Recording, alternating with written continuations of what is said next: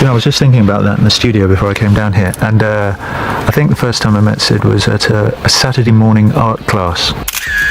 Picture this: a smoke-filled studio. The air is thick, not with sound, but with silence. Roger Waters sits, arms crossed, like a man who's seen the soul of rock music and watched it get sold piece by piece. This isn't about preference. This isn't about opinion. This is about betrayal. Because when Roger Waters hates something, it echoes. Waters didn't just build songs. He built storms. With Pink Floyd, he crafted soundtracks to rebellion. Music that didn't ask questions, it demanded answers. So when he points a finger at a band, it's never casual. These are 5 bands he believes broke the unspoken code of rock. 5 acts he feels turned rebellion into routine, truth into theater, and soul into sound bites. 1. Coldplay, a blanket in a burning world. Let's start with the softest target, and to Roger, the most dangerous kind. Coldplay. To millions, their shimmering melodies are a comfort. But to Waters, they are anesthesia, a lullaby during a fire. Too clean. Too cautious, too convenient. He saw their sound as music designed for elevators, tech ads, and halftime shows. Not for revolutions. Pastel visuals and stadium-sized optimism? To Waters, that wasn't hope. It was avoidance. Their silence on war, poverty, or political turmoil wasn't neutrality. It was escapism. Waters didn't just reject Coldplay's music. He rejected the culture it encouraged. Safe, polished, and disengaged. He believed Coldplay taught people how to feel without thinking. To him, they were the musical equivalent of denial, with a drum machine. 2. U2, the sermon without sacrifice. Next, U2. Once, he respected them. In the 1980s, U2 appeared to pick up Pink Floyd's torch, addressing war, politics, and conscience on the grandest stages. But to Waters, something didn't sit right. He saw Bono's humanitarian speeches as theater, not truth. The music? Overproduced. Sanitized. Safe. What pushed him over the edge was the praise. Fans comparing the Joshua Tree to the Wall. Critics calling U2 the conscience of rock. To Waters, it was blasphemy. The Wall was a scream from the void. The Joshua Tree? A parade of catchy choruses wrapped in self-importance. He once attended a U2 concert out of curiosity. Halfway through another grand sermon from Bono, Waters stood up, shook his head, and walked out. All smoke and no fire, he muttered.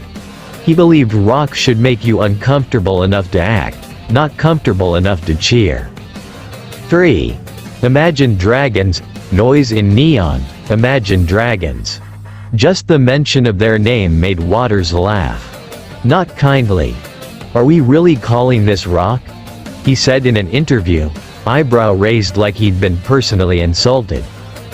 To Waters, they were the final straw, the full transformation of rock from resistance to retail. Anthemic choruses. Catchy hooks. Massive success. But nothing to say. He saw them as a product, tailored for algorithms, halftime shows, and car commercials. All polish, no punch. Imagine Dragons didn't just lack substance, he said. They pretended to have it. He once remarked, "There's nothing worse than packaging noise as revolution." In a world that's burning, their music to him sounded like denial with reverb. 4. The Rolling Stones, from rebels to routine. This one hurt. The Rolling Stones. Waters once admired them. In the 60s, they had grit, swagger, and soul. They made chaos sound cool. But somewhere between the million-dollar lighting rigs and limited edition merch, the edge dulled. To Waters, the Stones stopped challenging the world and started cashing in on it. Their blues roots turned into nostalgic routines. Their rawness became rehearsed. Backstage at a European festival in the 90s, Waters reportedly clashed with their crew. The Stones' tour manager dismissed him as too political. That stuck. Waters didn't want to be a circus act, he wanted a revolution. When asked if he'd ever share a stage with them, the answer was instant. No, because to him, they weren't rebels anymore. They were brands in leather jackets. 5. Muse, the mirage of rebellion, and finally, Muse. If imitation is flattery, Muse didn't flatter Waters, they infuriated him. On paper, they should have been his kind of band. Big themes, massive sound, dramatic flair. But to Waters, it was rebellion as costume. Drama without danger. Pink Floyd aesthetics, without the pain. He accused Muse of mimicking Floyd's grandeur without understanding the anguish behind it. Behind the scenes, tension grew. At a charity concert, both bands were booked. When Muse was given the headline slot, Waters was baffled. To say what? He reportedly asked. They're saying nothing. He didn't mind being admired. But mimicry without message? That was unforgivable. Muse, to him, symbolized a generation more interested in looking revolutionary than being revolutionary. Roger Waters has never played it safe. He never cared about charts or algorithms. He didn't want fans. He wanted fighters. For him, music isn't background noise. It's a weapon. A wound.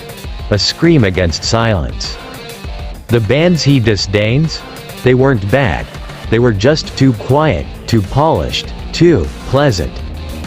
To Waters, that's the ultimate betrayal, not of sound, but of purpose. Because he remembers a time when rock music risked everything.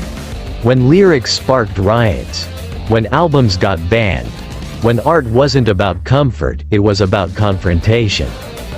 He doesn't hate for headlines. He hates because he cares.